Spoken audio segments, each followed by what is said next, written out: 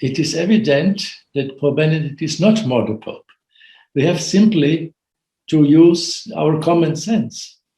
I repeat, please use your common sense and do not invent theories and abstraction theories, which is against reality. Open your eyes and your ears, because the Pope Benedict repeatedly stated that he is not the Pope, he is the Emeritus Pope.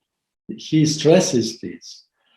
And he said publicly to the cardinals that I will obey and submit myself to the Pope which you will elect. So, I mean, more clear cannot be. And therefore, it is evident that Pope Benedict is not more the Pope. And because he did not any act of the papacy since more than 8 years, no nomination of a bishop, of a cardinal. So the church was not even in the hypothesis, if Benedict XVI would still be the Pope, the church would not be governed by no one, because he did not govern the church these 8 years. Really, the church would be a phantom church without government. And this is against the visibility of the church and the incarnational element of the church. The church has to be governed by acts of government. No? But Pope Benedict refrained of any act of government if he would be still the Pope. So please only apply your common sense and the Catholic meaning of the church. So in this case, I repeat, all the cardinals and bishops who were appointed by Francis would be appointed by fake Pope, and therefore there would be no bishops, no cardinals. Let us say Cardinal Müller would be today no cardinal, because he was appointed by Pope Francis, according to this theory, by a fake Pope, and therefore, and now the 2/3 of the Cardinals' College are appointed by Francis.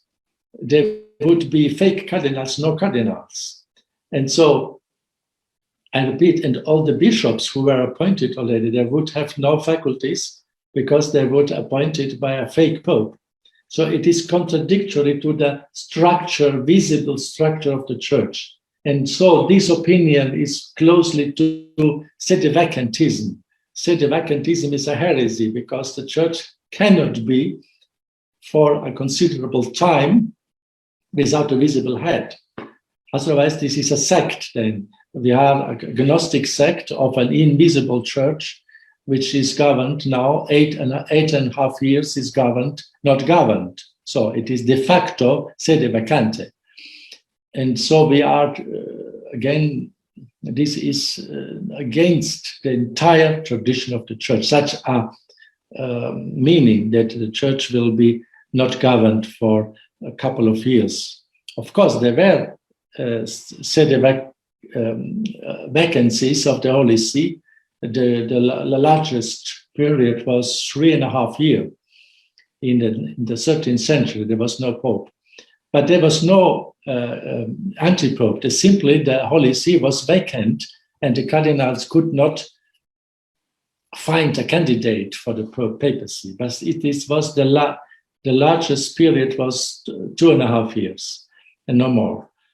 And therefore, we cannot continue ad infinitum with a not governed church.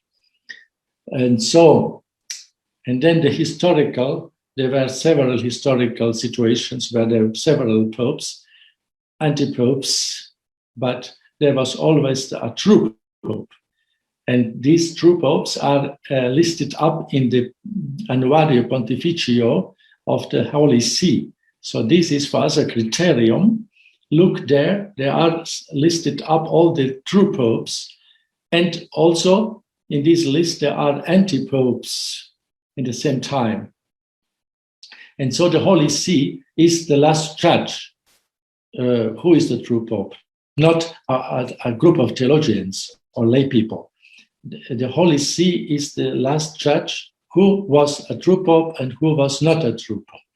And so we have to follow this list of the popes, and they are all in the Basilica of St. Paul outside the walls. They are the true popes, so you can see them by names and the successions, and others are fake or anti-popes. Even in the great schism in Avignon, the true pope was in Rome, of course, and there were even saints like St. Vincent Ferrer, who were opting for the anti-pope, for the fake pope in Avignon, but because of the confusion, but in goodwill. But later he recognized St. Vincent Ferrer, and he abandoned the Pope of Avignon and accepted the Pope in Rome. So this is only showing the great confusion that we have to avoid to go to the same situation which we had already. And therefore, it is not helping nothing. We have to accept, if you want or not, Pope Francis is the only one true Pope, apparently. If you want or not, he is. And he is not eternal. There will come another Pope. God will provide for us, again, popes, who will defend the truth.